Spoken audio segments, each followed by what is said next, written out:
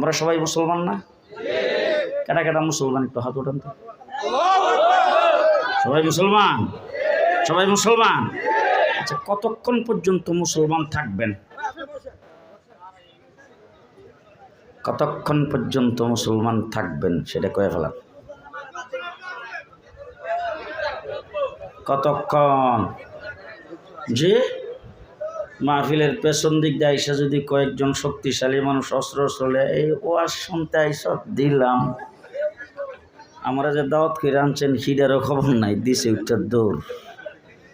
এক জায়গায় ওয়াজ করতে গেছি, পেছন দিক দিয়া মধ্যখানে একটা কুত্তা দূর দিয়ে আইছে, 2-3 জন স্টেজের উপর দিয়া।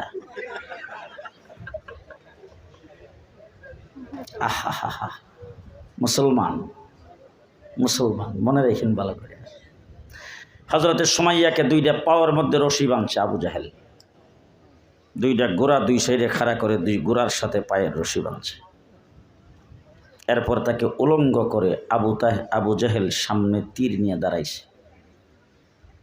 এখন 2টা গোড়া 2 দিকে ধরে নিতে এতে সুমাইয়ার অবস্থা কি হবে? ইসলামের সর্বপ্রথম শহীদ একজন মহিলা, এর আগে ইসলামের নামে কেউ শাহাদত বরণ করে না।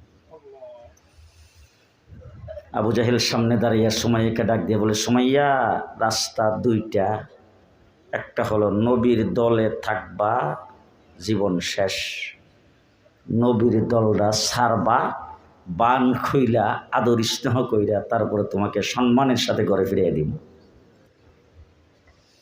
সুমাইয়া কোনো কথা বলে না, একদম চুপচাপ, গাল বেয়ে বেয়ে চোখের পানি ঝরতেছে। আবু জাহেল মনে করছে ভয় পাইছে, সুমাইয়াকে ডাক দেখে, সুমাইয়া ভয় পাওয়ার তো কোনো কারণ নাই, কাঁদতেছ কেন, চোখের পানি সারতেছে কেন, বইলা ফেললেই তো হয় যে মুহাম্মদের দলে নাই। এবার সুমাইয়া চিৎকার করে ডাক দিয়ে বলছেন, এই কুলাঙ্গার আবু জাহেল, বালা করে শোন, তুই মনে করছো তুই আমার জীবনটাকে শেষ করে দিবে, 2টা ঘোড়া 2 দিকে দৌড়ে দিবে, আমার জীবন শেষ হয়ে যাবে, আমি ছিন্ন বিচ্ছিন্ন হয়ে যাব, এই জন্যে বোধ হয় আমি চোখের পানি সারতেছি। মোটেও না, এই জন্যে চোখের পানি সারতেছি না, আমি চোখের পানি সারতেছি এই জন্যে যে আল্লাহ তো আমাকে জীবন দিয়েছেন একবার দিয়ে দিলেই তো শেষ হয়ে যাবে। আল্লাহ যদি আমাকে শত শত জীবন দিতেন, একটা একটা করে নবী মুহাম্মদের জন্য দিয়ে দিতাম। তার নাম মুসলমান। তার নাম কি? এখন আমরা মুসলমান কতদিন থাকবো? বাংলাদেশটা কিন্তু 4 দেওয়ালে ঘেরা। এবার হাসিনা এখন গেছে কো? হ্যাঁ, আসো না না, কিসের দুবাই, বাস লাভ দিয়া ওখানে যেয়ে বসছে। আগের থেকে তো হে বাংলাদেশের বিরোধী। এখন হাসিনার অফিসাররা, হাসিনার কিছু সঙ্গ ফাঙ্গ বুঝলেন বলা করিয়া, 3 দিক ভারত, 1 দিক সাগর, সাগরে জাপ দিয়ে পড়বেন, আত্মহত্যা হবে, আত্মহত্যা মহাপাপ। কথা বলেন ঠিক না ঠিক? আমাদের কি করতে হবে? ভারত যদি আমার বাংলাদেশকে দখল করতে আসে, এদেশ থেকে ইসলামিক তাহজিব তামাদ্দুনকে মুছে দিতে আসে, আমাদেরকে লড়াই করে বেঁচে থাকতে হবে, আত্মহত্যা করতে পারবো না। সুতরাং কাতর হয়ে জীবন দিতে প্রস্তুত নয়, লড়াই করে জীবন দিতে প্রস্তুত।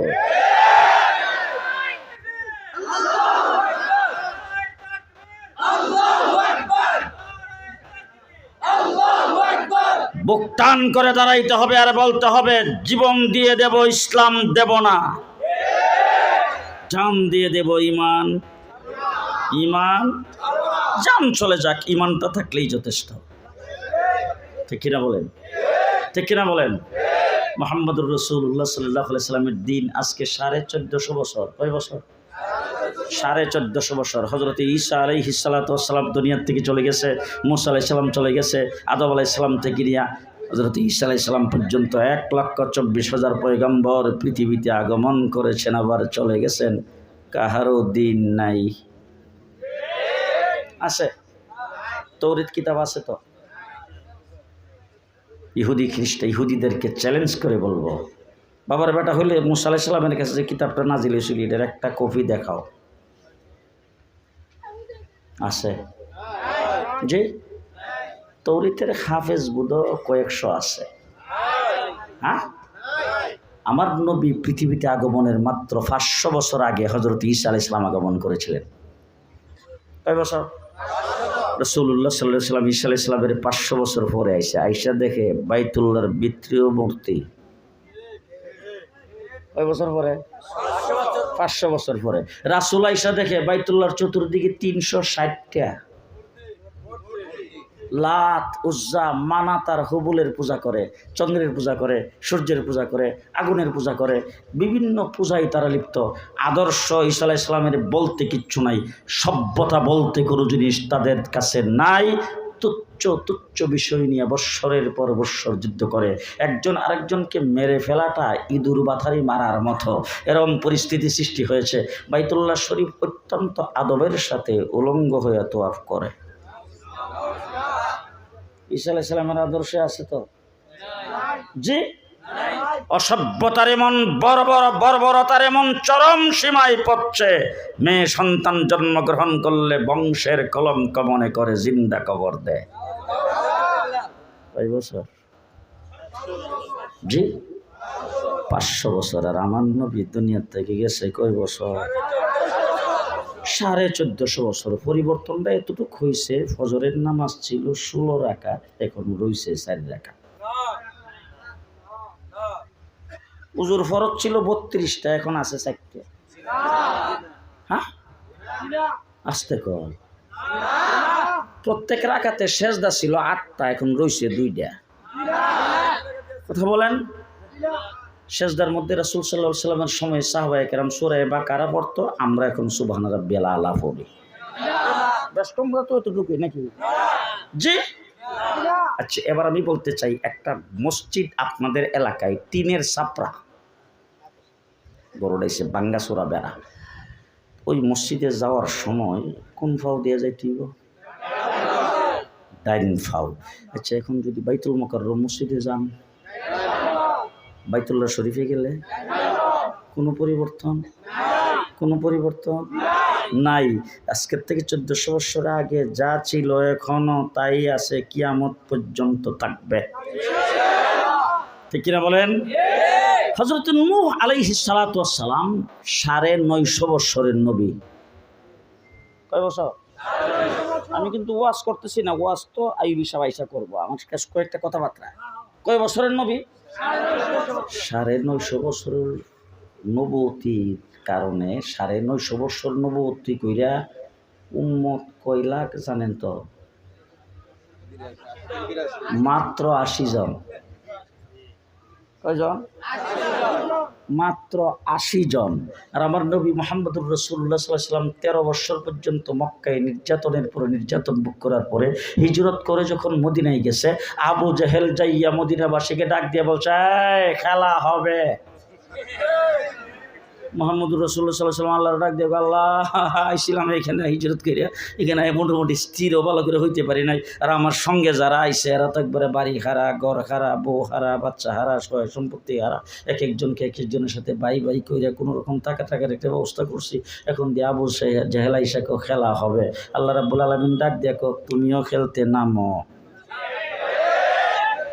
আর আমাদেরকে যারা এতদিন পর্যন্ত ডাকছিল খেলা হবে, আমরা কিন্তু খেলার মাঠে আছি। এখানে কি হয়েছে রে বাবা? এখানে কোনো ওয়াইজ আছে নাকি? থাকলে স্টেজ এখানে আনে, দেখে না।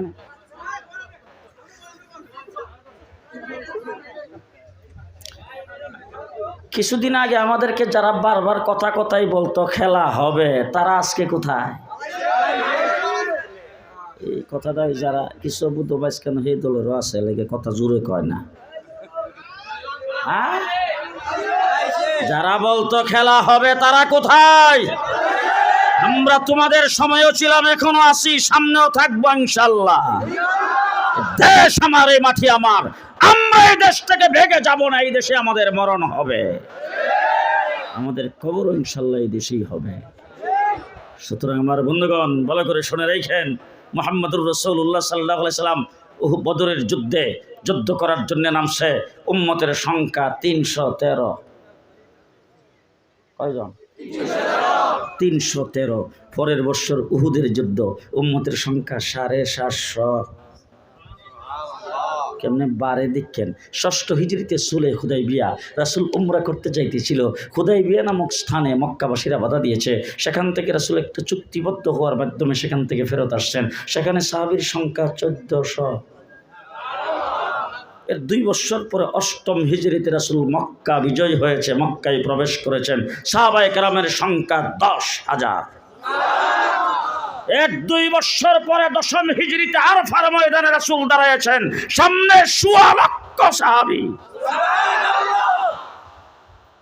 আল্লাহ পাক কোরআনের আয়াত নাজিল করেছেন, আল ইয়াউমা আকমালতু লাকুম দীনাকুম, আজকের দিনে তোমাদের দিনকে তোমাদের জন্য অল কমপ্লিট করে দিলাম। কিভাবে কমপ্লিট করলেন? আমার আল্লাহ বলেন, ও আমার হাবিব, আমি রাব্বুল আলামিন, আমার প্রতিনিধি নবী আমি পৃথিবীতে প্রেরণ করেছি 1.25 লাখ, আর আপনি হলেন রাহমাতুল লিল আলামিন, আপনার প্রতিনিধি সাহাবীর সংখ্যাও 1.25 লাখ। আমার প্রতিনিধি নবী, নবীর সংখ্যা 1.25 লাখ, আর আপনার প্রতিনিধি সাহাবীর সংখ্যাও 1.25 লাখ।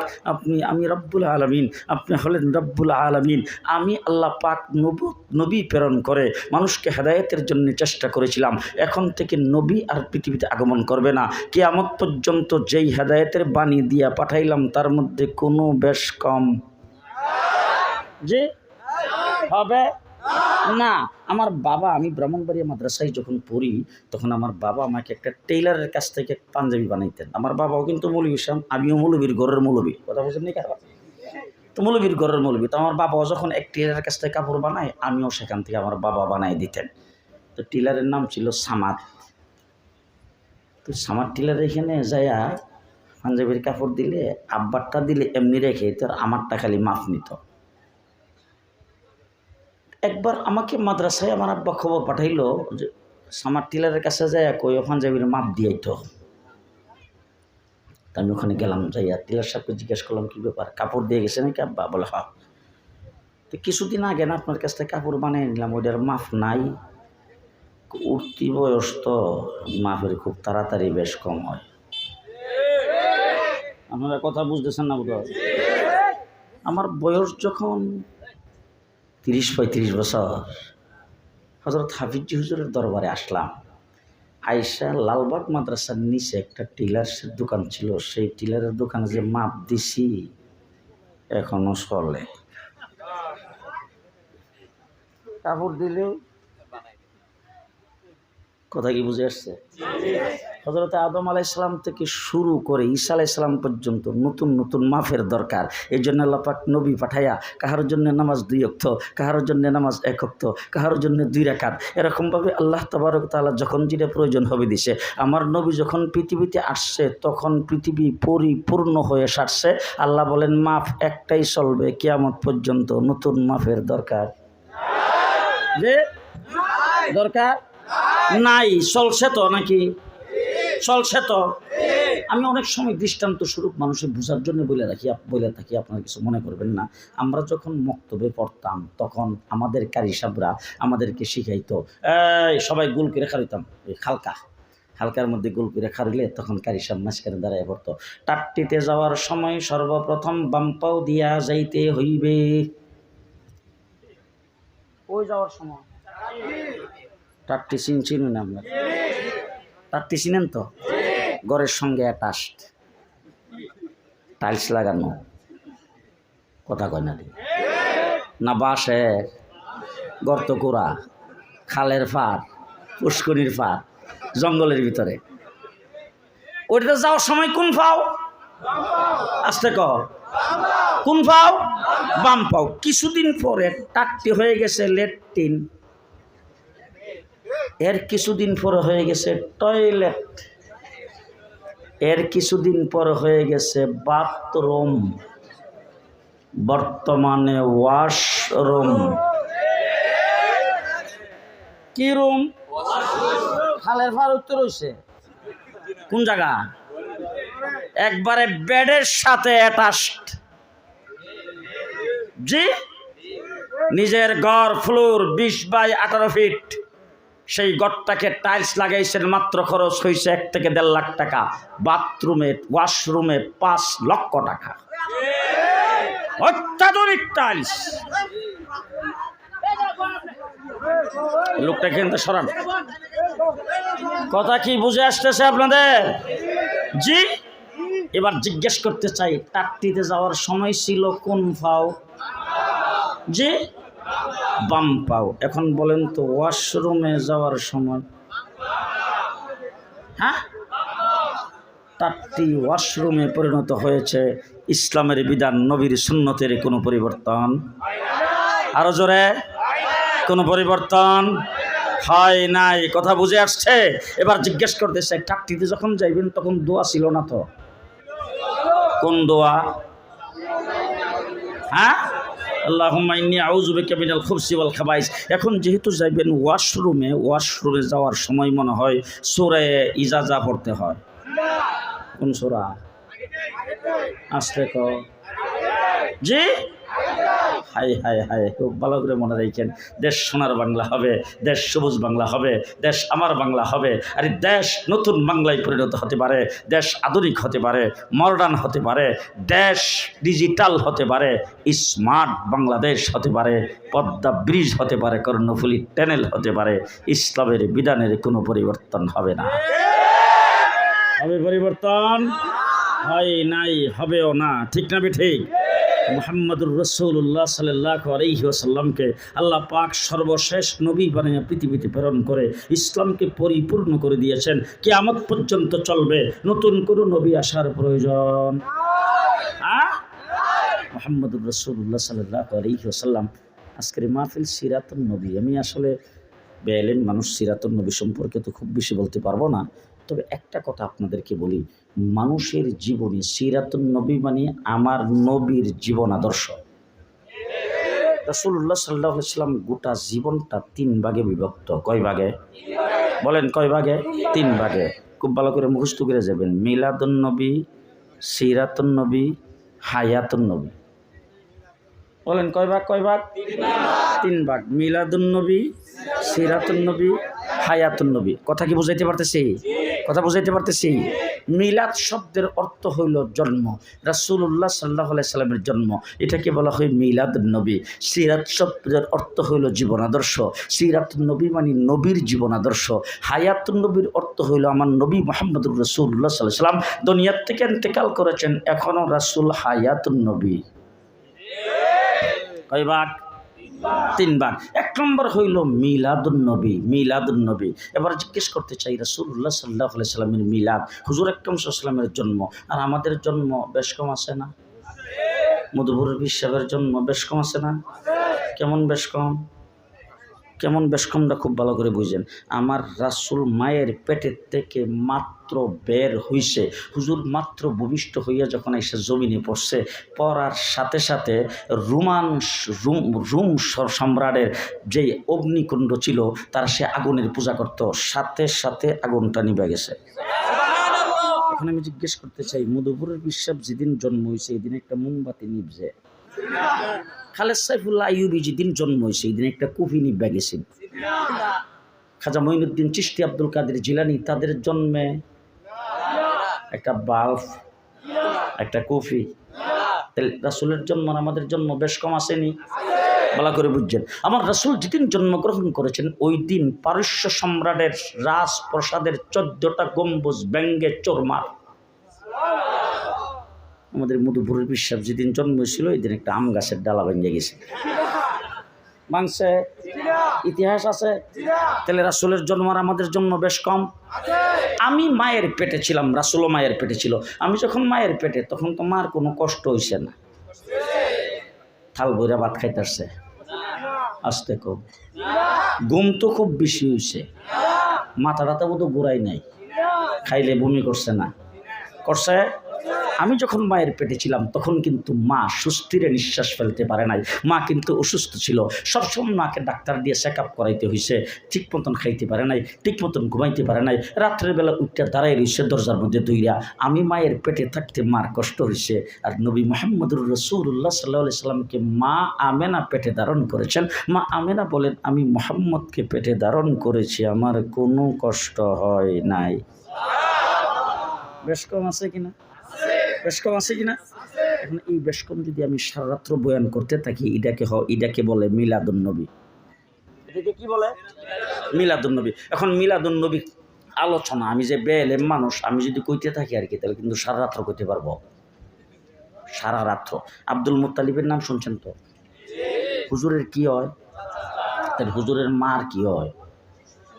শ্বশুর। তো শ্বশুর একদিন নিজের বেগমের কাছে গেছে, আমার রাসূলের মার শাশুড়ির কাছে, যাই এই শোনো, আমরা যে বৌমা, আমার ছেলে আব্দুল্লাহ যে দুনিয়াতে নাই, এই বৌমা সম্পর্কে একটা কথা বিভিন্ন জায়গায় ছড়াইয়া পড়ছে, মানুষ একটা বিষয় নিয়ে সমালোচনা করতেছে, আসো তো দেখি তুমি আমার সাথে, তোমার লইয়া ওই কথাটা জিগাইতাম। নিজের বেগমরে লইয়া কই গেছে? বৌমার কাছে গেছে। বৌমা কাটা? মুহাম্মদুর রাসূলুল্লাহ সাল্লাল্লাহু আলাইহি ওয়াসাল্লামের মা। যায়া মা মেরারা বলতেছে, ও মা, তোমার সম্পর্কে একটা কথা শুনতেছি, বড় আপত্তি করবো। আব্বা কি কথা? বলে কথাটা হলো, তুমি নাকি খুব ভালো ব্র্যান্ডের এবং ভালো সুগন্ধিযুক্ত স্যান্ডার আতর ব্যবহার করা শুরু করছো। ঘুমাইছে? ঘুমাই গেছেন গা? ঘুমাইলে আমার কয়ে ঘুমাইন কিন্তু। দুপুরে ভাত খাইছেন না কোথাও? হাই হাই হাই, কইয়া পড়বা। এবার যখন খালি জিজ্ঞাসা করছে, এখন তো এ কথাও জিজ্ঞাসা করতে পারতো, তুমি কি জীবনে কোনোদিন ঢাকা গেছলা, না হইলে এত ভালো দামি আতর কই পাইলা? মা মেনা চোখের পানি ছেড়ে দিয়া শ্বশুর আব্বার ডাক দেখো, আব্বা আমি কি করব? মানুষ তো সমালোচনাকারীরা সমালোচনা করি, কিন্তু আমি করব ডাকি, যেদিন থেকে সন্তান আমার পেটে গেছে ওই দিন থেকে আমার শরীর থেকে মেশকে আম্বরের সুঘ্রাণ বের হইতে শুরু করে। এই কথাটা যে বললাম, এটা রাসূলের মিলাদ। এটা কি? এটা কি মিলাদ? ও শ্বশুর আব্বা, শুধু তাই না, যেদিন থেকে সন্তান পেটে গেছে ওই দিন থেকে চক্ষু বন্ধ করলে দেখি আকাশের তারকাগুলি ঝুঁকে ঝুঁকে আমাকে সালাম পেশ করতেছে। যেদিন থেকে সন্তান পেটে গেছে ওই দিন থেকে আমি যখন ঘুমাই, ঘুমের মধ্যে স্বপ্নে দেখি বিবি আসিয়া, বিবি মারিয়াম আমাকে সালাম জানাইতেছে, জান্নাতের হুর গিলমান্না আমাকে সালাম জানাইতেছে। আমি যখন ঘর থেকে বের হয়ে যাই প্রচণ্ড রৌদ্রের ভিতরে, তখন দেখি আকাশের মেঘ আইসা আমার মাথায় ছায়া ধরছে। আমি গাছের কিনার দিয়ে হাইটা গেলে গাছ মাথা নত করে আমাকে সালাম করতে শুরু করে। আমি যখন শক্ত পাথরের মধ্যে পাড়া দেই, পাথরটা রুইয়ের মতো নরম হয়ে যায়। কুয়ার থেকে পানি উঠাইতে গেলাম, যাই দেখি কুয়ার পানি উতলায় আমার ভাইয়ের কাছে। আমি যখন পানি আর উঠাইতে হয়নি, বালতি দেটাই না, পানি পুরে যখন নিয়ে আসতেছি, অন্যান্য মহিলার আমার দৈরা কামে না, তুমি কিনারে থাকো, তুমি যতক্ষণ থাকবো ততক্ষণ পানি উপরে উঠতে থাকবো। আস্তে আরো আস্তে বাংলা এত জোরে না। এটা হলো রাসূলের মিলাদ। এটা কি? এখন আমি যদি মিলাদ সারা রাত্র আপনাদের সামনে বর্ণনা করি, উলামায়ে কেরাম এখানে আছে, জিজ্ঞেস করে দেখেন, আপনারা যারা শুনবেন আপনারা নফল এবাদতের সওয়াব পাবেন, আমি যে বলবো আমিও নফল এবাদতের সওয়াব পাবো। বাংলা বুঝাইতে পারি নাই? আমি বলার দ্বারা, মিলাদ বলার দ্বারা আমি কি পাবো? নফল ইবাদতের সওয়াব। আর আপনারা যারা শুনবেন আপনারা কি পাবেন? এবার জিজ্ঞেস করতে চাই, উলামায়ে কেরাম এখানে আছে, তাদের কাছে জেনে নিন, আর না হইলে হযরত মাওলানা খালেদ সাইফুল্লাহ আইয়ুবী সাহেব ওনার কাছ থেকে জেনে নিন। ফরজ যদি ঠিক থাকে তাইলে নফলের সওয়াব আছে, ফরজ না থাকলে হ্যাঁ। এখন দৃষ্টান্ত স্বরূপ বলতে চাই, খালেদ সাইফুল্লাহ আইয়ুবী সাহেব উনি এসে আপনাদের সামনে যদি ওয়াজ করে তাহাজ্জুদের ফজিলত, তো ফজিলত সম্পর্কে খুব ভালো করে শুনছেন, শুনিয়া রাত্রেবেলা মাহফিল শেষ করে বাড়িতে গেছেন একবারে 1টা-1:30টার সময়, যাইয়া বেগমরে ডাক দেখো, বেগম দরজা তো তুমি খুলছো, ঘুমরা তোমার বাংসাইছে, ঠিক আছে তুমি এখন ঘুমাই পড়ো, আমি কিন্তু এখন তোমার পাশে শুইতেছি না, কারণ আজকে খালেদ সাইফুল্লাহ আইয়ুবী সুলতানুল ওয়াইজিন তার কাছ থেকে তাহাজ্জুদের যেই ফজিলত শুনিয়েছি, আমি তাহাজ্জুদ আর না পড়া শুইতেছি না। তো তাহাজ্জুদ পড়ছে রাত্রে 4টা পর্যন্ত, পইরা বেগমরে ডাক দেখো, বেগম রাত্র বাজে 4টা, এ পর্যন্ত তাহাজ্জুদ পড়ছি, এখন শুইতেছি, 9টার আগে ডাকো না। আপনাদের এখানে ফজরের নামাজের টাইম তো 9টার পর হইও যে, তাহলে হ্যাঁ যে 4টা পর্যন্ত তাহাজ্জুদ পড়লো, ফজরের নামাজের ফরজ বাদ দিয়া সওয়াব কয়টা? মাঝখানটা যারা বই রয়েছে কথা কয় না, মনে করেন যে হেরা হে দলের অন্য দলের লোক, সব কয়টা? যে আর একটা দৃষ্টান্ত দেই, আজকে খালেদ সাইফুল্লাহ আইয়ুবী ওয়াজ করছেন, ফাগরি মাথায় বান্দা, ফাগরি বান্দা সুন্নত নফল ইবাদত, ফাগরি মাথায় বান্দা যদি কোনো ব্যক্তি নামাজ পড়ে 1 রাকাতে 27 রাকাতের সওয়াব, এই সবের কথা শুই না হে মাহফিল থেকে যাওয়ার সময় মনে মনে নিয়ত করে গেছে কালকের থেকে নামাজ যতবার পড়বো ফাগরি বান্দা পড়বো, ফাগরি ছাড়া নামাজ পড়বো না। এত সব সাড়ে কাটা এক রাকাতে 27 টাকা বুঝেন না কারবার। পরের দিন গেছে মসজিদে জোহরের নামাজ পড়তে, যাইয়া দেখে একামত হয়ে গেছে। তাড়াতাড়ি করে যায় কাতারের মধ্যে খারুইছে, খারুইয়ার ডাইন বাম একটু তাকায় দেখে কিছু মানুষের মাথায় পাগড়ি। দীক্ষা কালকে যে ওয়াজ শুনলাম, ওয়াজের মধ্যে না ওয়াজ করছিল 1 রাকাতে 27 টাকাতের সব, আর আমি তখন নিয়ত করছিলাম ফাগরি বান্দা সব নামাজ পড়বো। আহা, এখন যে ফাগরি আনি নাই তাই নি বা আমি মসজিদে কোনো কিছু ফাই কিনা ফাগরি বান্দার মতো তাকাইছে, কোনো কিছু যখন ফাই নাই নিচের দিকে তাকায় দেখে লুঙ্গিটা পরা, টান্দা লুঙ্গি খুললা মাথায় পাগড়ি। এবারে জিজ্ঞেস করতে চাই পাগড়ি বান্ধা কি সুন্নত? লুঙ্গি খুললা যে পাগড়ি বানলো নিচে দিয়া তরক হইল কি সওয়াব? হ্যাঁ, আরেকটা দৃষ্টান্ত মনে হয়েছে কইতাম আপনাদের এই যুবকরা আজকে যে মাহফিলের আয়োজন করছে তাদের ঘরের মধ্যে বৃদ্ধা মা বাবা আছে না? একজনের মা মনে করেন খুব বেশি অসুস্থ আর কি, মারে অনেক কিছু খাওয়াইবার জন্য চেষ্টা করছে কিন্তু মা মুডে কিছু মুখে লই না। হঠাৎ করে একদিন রাত্রে 1-1:30টার সময় 2টার সময় ডাক দিয়া মাকে, বাবারে একটা কমলা যদি খাইতাম। যেই কইছে কমলা যদি খাইতাম হেয়ার কি আর হুশ আছে? ফজরের নামাজ পড়ই হজরতপুর বাজারে যাইয়া কমলা যেখানে বিক্রি করে বাজারের দোকানের সামনে দাঁড়িয়ে গেছে। 8টা-9টার সময় এসে কমলার দোকানটা খালি খুলছে। হ্যাঁ যায় দেখে বাবা আমার মা খুব অসুস্থ, আমার মা রাত্রেবেলা 2টার সময় ডাক দিয়ে গেছে কমলা খাওয়ার কথা। এরপর থেকে আমার আর ঘুম হয়নি, আমি ফজর পড়ে এসে তোমার দোকানের সামনে খাড়া, আমার একটা কমলা লাগবে, তাড়াতাড়ি একটা কমলা দাও। দোকানদার উঠটাকে দেখো তুমি আমার বনির কাস্টমার, বুঝছেন না? কি কাস্টমার? বনির কাস্টমার, সাইতের কাস্টমার, সর্বপ্রথম কাস্টমার তুমি। এখন তোমার সঙ্গে মোলামুলি করে আবার তোমার সঙ্গে বিক্রি না করে তোমার যদি বিদায় করে দেই সারাদিনে আমার যাত্রা খারাপ। সুতরাং তুমি একটা কথা ভালো করে জানা রাখো, কমলা হালি হিসাবে বিক্রি হয়, একটা করে ভাঙ্গিয়া কমলা বিক্রি হয় না 60টার কমে। সুতরাং কমলা নিতে চাইলে তুমি 60টা নিতেই গো। হ্যাঁ, এখন ওইটা দেখে যে দোকানদার 60টার কম বিক্রি করবে না, ওইটা একটা 60টা কমলার দাম কত বলে, দেখো তুমি আমার বনির কাস্টমার, দামাদামি করে মোলামুলি করে তোমার ফিরিয়ে দিলাম, আমার সারাদিন যাত্রা খারাপ। সুতরাং তোমার কি ফিরিয়ে দেওয়ার কথা বলতেছি না। 50 টাকার কমে এক খালি কমলা বিক্রি হয় না। আজকে তুমি যেহেতু আমার বনির কাস্টমার, তোমার জন্য সম্মান করলাম, একদম এক রেট 4টা কমলা 40 টাকা। কয় টাকা?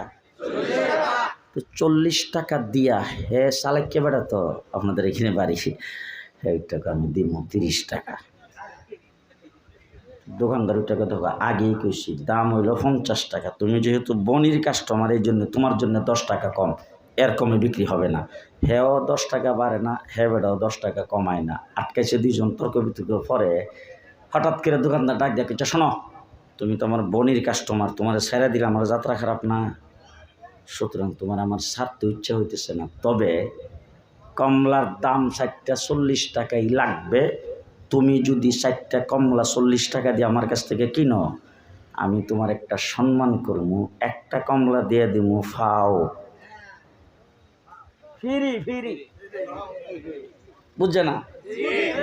হ্যাঁ সালাদ কেউ টাকা প্রথম দোকানে আইসা তো তোমার কাছে একটাই চাইছিলাম, ফিরি যেটা দিবা সেটা দিয়া লাও, দিব তো? হ্যাঁ দিব না। দোকানদারের কাছে কিছু থাকলে হিডা লইয়া কথা কয় না যে। এখন আপনাদের এই কেরানীগঞ্জে, আপনাদের এই হেমায়েতপুর, এই সমস্ত এলাকায় নাই, আমরা ঢাকাতে বিভিন্ন জায়গায় আছে, কিন্তু কিছু লোকজন আছে ব্যবসা করে, সুদের ব্যবসা, সুদ ঘুষ হারাম হালাল কোনো কিছুর বাজ বিচার নাই। ছেলের দিকে তাকাইলে মনে হয় না মুসলমানের পোলা, মেয়ের দিকে তাকাইলে মনে হয় না মুসলমানের মেয়ে, পরিবারের মধ্যে নবীর আদর্শ নাই, ব্যবসার মধ্যে নবীর আদর্শ নাই, 3.5 হাত বডিতে নবীর আদর্শ মোটেও নাই, সারা বৎসর নবীর নামে কোনো খোঁজখবর নাই। রবিউল আব্বাল মাস আসলে বিশ্ব নবীর আগমন, শুভেচ্ছার স্বাগতম, বিশ্ব আশিকে রাসূল ইয়া নবী সালাম আলাইকা। আপনাদের এলাকায় না আছে, কিন্তু অনেক জায়গায় আছে না? এবার বলতে চাই, এই মানুষগুলি বিশ্ব নবীর আগমনে খুশি হইয়া তাদের ফরজের খবর নাই, নফল লইয়া যে টানাটানি লাগছে, তাদের অবস্থাটা হইল লুঙ্গি খুললা মাথায় কথা বুঝে আসতেছে? কথা বুঝে আসতেছে? মুহাম্মদুর রাসূলুল্লাহ সাল্লাল্লাহু আলাইহি ওয়াসাল্লাম যখন জন্মগ্রহণ করছেন, আমি জন্মগ্রহণ করছি মায়ের পেটের থেকে বের হয়ে আমার মুখ থেকে বেরিয়েছে ওয়া ওয়া ওয়া, আর আল্লাহর নবী জন্মগ্রহণ করছেন হাসি দিয়া। এবার আমি বলতে চাই, রাসূলের মিলাদের যত ফজিলত শুনবেন, এর মধ্যে মুসলমানদের জন্য আমল করার কিছু আছে? আছে কিছু? কিচ্ছু নাই। মুহাম্মদুর রাসূলুল্লাহ সাল্লাল্লাহু আলাইহি ওয়াসাল্লামের সিরাত হলো আমাদের জন্য অনুসরণীয়, অনুকরণীয়। ঠিক কিনা বলেন? ঠিক কিনা বলেন? এবার রাসূলুল্লাহ সাল্লাল্লাহু আলাইহি ওয়াসাল্লামকে আল্লাহ পাক আমাদের জন্য নবী পাঠায়া সেই নবীর উম্মত আল্লাহ আমাদেরকে বানাইছে। আপনারা খুশি না বেজার? এই কারবারটা তো বোধহয় বঙ্গবন্ধু সংসদে বিল পাস করে গেছে জিয়াউর রহমান, না আল্লাহ করছে? আসতে কে করছে? আল্লাহ করছে। তো এই যে আসমান জমিন তৈরি করলো কে? চন্দ্র সূর্য, রাত্র দিন। রাত্র বানাইছে আমাদের উপকারের জন্যে, দিন বানাইছে আমাদের উপকারার্থে। চন্দ্র আমাদের জন্যে, সূর্য আমাদের জন্যে, আসমান আমাদের জন্যে, জমিন আমাদের জন্যে। আসমান থেকে বৃষ্টি দিয়ে আমাদের জন্যে, পোকা মাকড় সব কিছু তৈরি করেছেন আমাদের জন্যে। আরে বাবা, জন্তু জানোয়ার সব আমাদের জন্যে। পানি তৈরি করেছেন আমাদের জন্যে, পানির মধ্যে মাছ তৈরি করেছেন আমাদের জন্যে, বাতাস দিয়েছেন আমাদের জন্যে। গোটা পৃথিবীটাকে আল্লাহ পাক সাজাইছেন আমার আর আপনার জন্য। কার জন্যে? কার জন্যে? আমাদের জন্য। এবার জিজ্ঞেস করতে চাই, খাইবেন আল্লাহটা, লাইন লাগাইবেন আমেরিকার লগে? আসতে কো আল্লাহটা খাইয়া লাইন লাগাইবেন কার লগে? আরো আস্তে, আরো আস্তে, আরো আস্তে। লাইন কার সাথে? লাইন কার সাথে? বসতে লাইন আল্লাহর সাথে, উঠতে লাইন আল্লাহর সাথে, হাঁটতে লাইন আল্লাহর সাথে, শোইতে লাইন আল্লাহর সাথে, খাইতে লাইন আল্লাহর সাথে। যাবতীয় সব কিছুর বেলায় লাইন থাকবে কার সাথে? সম্পর্ক কার সাথে? আল্লাহর সাথে। এবার শেষ কথাটা বলবো, শেষ কথাটা আমি আপনাদেরকে বলে ফেলাই। আল্লাহর একটু সবাই মিলে জিজ্ঞান তো, আল্লাহ আপনার সাথে তো আমরা লাইন লাগাইতাম, কিন্তু আপনার ফামুকো আল্লাহ কি এত সহজ? এবার সবাই আমার সাথে একটু বলেন তো আল্লাহু আকবার। আরো জোরে বলেন আল্লাহু আকবার। আল্লাহু আকবারের অর্থ হইল আল্লাহ বড়, আল্লাহ সবচেয়ে বড়। আচ্ছা, আপনাদের এলাকায় কি কোনো বড় লোক আছে? আছে না? বড় যেই ব্যক্তি, আপনাদের এলাকার যেই ব্যক্তি বড় হয়ে গেছে, এই ব্যক্তির বাড়ি তো হযরতপুরেই রয়েছে।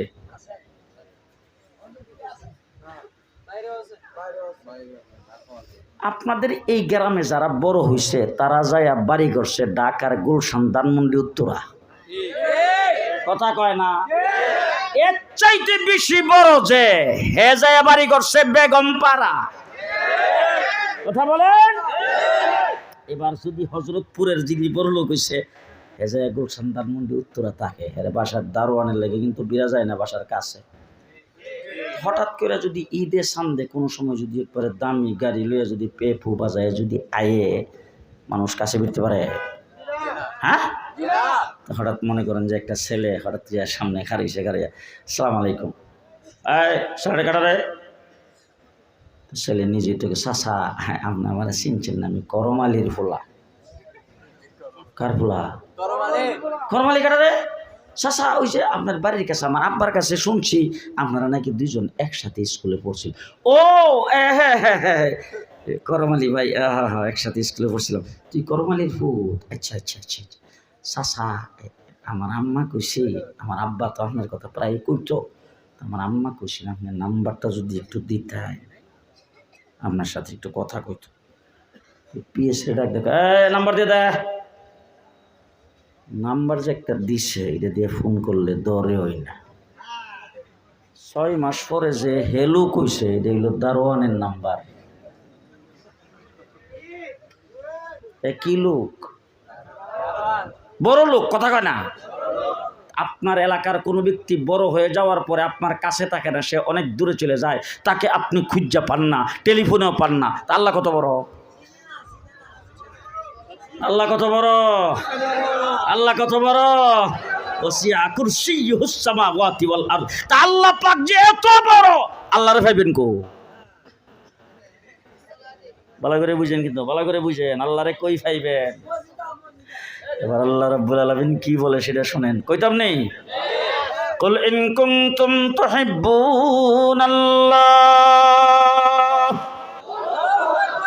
খাইবেন কার, করবেন কার, আরামের গুণ দিল কে, সুন্দরী বিবি দিল কে, সন্তান দিল কে, ক্ষেত খামারে ফসল দিল কে, গাছ গাছালিতে ফল ফলাদি দিল কে, সব কিছু দিচ্ছেন আল্লাহ। এবার আল্লাহ রাব্বুল আলামিন বলেন আমারটা খাইয়া আমার সঙ্গে লাইন লাগাইতে হবে।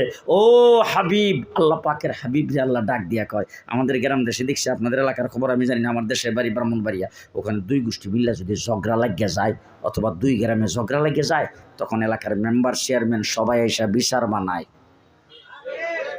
বিচার বানাইলে বিচারের মধ্যে বৈশা যখন বিচারের রায়টা যখন হয়, ফাইসালাটা যখন হয়, তখন চেয়ারম্যান সাহেব ডাক ডাকো, কয়ো মেম্বার সাহেব তোমার ওয়ার্ডের লোকজনকে তুমি কইয়া দাও। বুঝছই না? ও সর্দার সাহেব আপনার গোষ্ঠীর মানুষের আপনি কয়ে দেন। কয়নি? জি। আমার আল্লাহ রাব্বুল আলামিন ডাক দেয়, কুল ও হাবিব আপনার উম্মতকে আপনি বলে দেন। সুবহানাল্লাহ, আরো আস্তে করেন। আপনার উম্মতকে আপনি বলে দেন, ইন কুনতুম তুহিব্বুনাল্লাহ, তারা যদি আমাকে পাইতে চায়, আমার সঙ্গে লাইন লাগাইতে চায়, আমার সঙ্গে সম্পর্ক লাগাইতে চায়, আমার সঙ্গে যদি সংযোগ কায়েম করতে চায়, তাদেরকে বলে দেন রাস্তা একটা, ফাত্তাবিউনি, তারা যেন আপনার ইত্তেবা করে, আপনার ইত্তেবা করে। এখন আমাদের তাবলিগ জমাতের তারা তালিম দেয় হাঁটার সময় রাস্তার কোন সাইড দিয়া, বাম সাইড দিয়া। এরা কি বলে হাঁটার সময় রাস্তার বাম সাইড দিয়ে হাঁটা ফরজ, ওয়াজিব। কি কয় কে শুনি নাই? আরো হাঁটার সময় রাস্তার ডাইন সাইড দিয়ে হাঁটা কি সুন্নত। এটা আল্লাহর হুকুম না, আল্লাহর তরিকা না নবীর তরিকা? কার তরিকা? কার তরিকা? খুব ভালো করে বুঝছেন। আমার আল্লাহ রাব্বুল আলামিন বলেন ফাত্তাবিউনি, ও আমার হাবিব তাদেরকে বলে দেন তারা যেন আপনার ইত্তেবা করে, ইউহিব্বুকুমুল্লাহ, হাঁটবে আপনার তরিকায় রাস্তার ডাইন সাইড দিয়া, লাইন আমার সাথে। কার সাথে? কার সাথে? ফাত্তাবিউনি। খাওয়ার সময় দস্তরখান বিছাইয়া খাও, খাওয়ার সময় দস্তরখান বিছাইয়া খাও, খাওয়ার সময় ডান দিক থেকে শুরু করো, গ্যালাস ধরার সময় ডাইন হাতে ধরো, ডাইন হাত দিয়ে খাও। এই সবগুলো হইল আমার হাবিবের তরিকা। খাইবা তুমি হাবিবের তরিকায়, রিজিক দিছি আমি, লাইন লাগবে আমার সাথে। কথা কয় না? ঠিক না? ঠিক। প্রত্যেকটা কাজ নবীর তরিকায় করবেন। আমার আল্লাহ রাব্বুল আলামিন বলেন আমি তো সবারই বড়, তোমার এলাকায় বড় মানুষটা যদি হয়, বড় লোক হয়, তুমি থেকে বিশ্রয় পাও না, সুতরাং আমি তো বড়দের বড়, সুতরাং তুমি আমাকে পাইবা কোথায়? ইউহিব্বুকুমুল্লাহ, তুমি যদি আমার হাবিবের তরিকা পালন করে চলতে পারো, আমি আল্লাহ তুমি যেখানে আসো সেখানে বিশ্রয় বাড়ি করে তোমার সঙ্গে লাইন লাগাবো। সহজ না কঠিন? সহজ না কঠিন? আল্লাহকে তালাশ করা লাগবে না, আল্লাহকে বিশ্রাইতে হবে না, আল্লাহকে পাওয়ার জন্য কোনো দরবারে যাইতে হবে না। আল্লাহ বলেন আমার হাবিবের ইত্তেবা করো, আমি আল্লাহ তোমার সঙ্গে লাইন লাগাবো। করবো তো ইনশাল্লাহ? করবো তো ইনশাল্লাহ? আর্জেন্টিনার ব্রাজিলকে ফলো করা যাবে না, মেসি কাকা রোনাল্ডোকে ফলো করা যাবে না। আমার পোশাক আশাক, আমার রং হইতে হবে নবীর রং। রং হবে কার রং? নবীর রং। আমার 3.5 হাত বুড়ি হইতে হবে নবীর রঙে, আমার পোশাক হইতে হবে নবীর রঙে, আমার হাঁটা হইতে হবে নবীর রঙে, আমার কথাবার্তা কাজকর্ম হইতে হবে নবীর রঙে, আমার যাবতীয় সবকিছু আমি করব নবীর রঙে। আল্লাহ বলেন তুমি কোথায়, তুমি কে সেটা দেখার বিষয় না, তুমি নবীর রঙে যদি সব কাজ করো, ইউহিব্বুকুমুল্লাহ, আমি আল্লাহ তোমার সাথে লাইন লাগাবো। করবো তো ইনশাল্লাহ? করবো তো ইনশাল্লাহ? আমরা মুসলমানের দেশে বসবাস করি। দেশটা কার? কিছু লোকজন আছে পেছনে বসে, আর জানি কোন দলের, আল্লাহ জানে। কার দেশ? আসতে কর, কার দেশ? মুসলমানের দেশ। এটা মুসলমানের দেশ। আমরা এই দেশটাকে মুসলমানের দেশ হিসাবেই রাখতে চাই। জি, দেশ মুসলমানের দেশ। আমরা এই দেশে মুসলমান হয়ে বসবাস করব, আমাদের সন্তানাদি দেশে মুসলমান হিসাবে বসবাস করবে। ইসলাম থেকে আমাদের সন্তানাদিদেরকে বিজাতীয় শিক্ষায় শিক্ষিত করে নাস্তিক আর মুরতাদ ডারউইনের মতবাদ আর ট্রান্সজেন্ডার দিয়ে আমার দেশের মুসলমানদেরকে নাস্তিক আর মুরতাদ বানাইবার গভীর ষড়যন্ত্র শুরু করেছিল আগেকার সরকার। যেই সরকার বাধ্য হয়েছে, বর্তমান তত্ত্বাবধায়ক সরকার আসছে, অন্তর্বর্তীকালীন সরকার, সামনে আসবে নির্বাচিত সরকার। সকলকে বলতে চাই, ইসলামী শিক্ষা সর্বস্তরে বাধ্যতামূলক করতে হবে। ইসলামী শিক্ষার বাহিরে কিছু চালু করতে চাবেন, বুড়ি গঙ্গায় ডুবাইয়া দেওয়া হবে। রাজি আছেন? রাজি আছেন? দেশটা মুসলমানের দেশ, কথা কয় না। কার দেশ? কার দেশ? মুসলমানের দেশ। তবে এই কথা বুকে হাত দিয়ে বলতে পারি, আমার বাংলাদেশে হিন্দু, বৌদ্ধ, খ্রিস্টান যারা বসবাস করে, তারা আমার বাংলাদেশে ওই সমস্ত খ্রিস্টানের দেশ থেকে, হিন্দুদের দেশ থেকেও ভালো আরামে আছে। তাদের উপর কোনো প্রকার জুলুম অত্যাচার করা হয় না। আমার বাংলাদেশের মুসলমানেরা হিন্দু, বৌদ্ধ, খ্রিস্টানের সাথে চাষাবাদ থেকে শুরু করে দোকানদারি, ব্যবসা বাণিজ্য, চাকরি নকরিতে সব জায়গায় তাদের অধিকার পরিপূর্ণভাবে দিয়েছে। নাগরিক সুবিধা তারা পাচ্ছে। তারা মাইক বাজায়, তারা মিছিল করে, তারা পূজা পালন করে, তাদের উপরে কেউ আক্রমণ করে না। পরাজিত শক্তি লুটেরা সরকার দেশ থেকে যখন বেগে চলে গেছে, ভারতে বসে বসে হিন্দুদেরকে আমার দেশে লালাইয়া দিয়া এই দেশে সাম্প্রদায়িক সম্প্রীতি নষ্ট করার গভীর পাই তারা শুরু করেছিল। আমার কওমি মাদ্রাসার ছাত্র উস্তাদরা তাদের মন্দির আর তাদের স্থাপনাকে পাহারা দিয়েছে। আগামীকাল হিন্দুদের পূজা হবে। পরিষ্কার ভাষায় বলছি, মুসলমান কেউ পূজার কাছেও যাবে না। মুসলমান কেউ তাদের পূজার কাছেও যাবে না। তার কারণ হলো, মুসলমানদের লজ্জা শরম থাকা দরকার। তোমার ঈদে তারা কোনোদিন আইসিনি, সবে বরাতে তো আই ওই, সবে কদরে হিন্দু তো যাও গেছে কোনোদিন। তোমার কুরবানি কোনোদিন করে না, তোমার ঈদে কোনোদিন আসে না, তোমার সবে বরাত, সবে কদর, মুসলমানদের উৎসবে কোনোদিন হিন্দুরা আসে না। হিন্দুদের উৎসবে তোমরাও যাইবা না। তবে হিন্দুরা আমার দেশের নাগরিক, তারা নাগরিক অধিকার পাবে। তাদের পূজা মণ্ডপে তারা পূজা সুষ্ঠু সুন্দরভাবে পালন করবে। এতে যদি কোনো ব্যক্তি বাধা দিতে যায়, পিটায়া তখতা বানায়া দেওয়া হবে। নাসরুম মিনাল্লাহ, ফাতহুন করিব, ওয়াবাশশিরিল মুমিনিন। আসসালামু আলাইকুম রাহমাতুল্লাহি ওয়া বারাকাতুহু।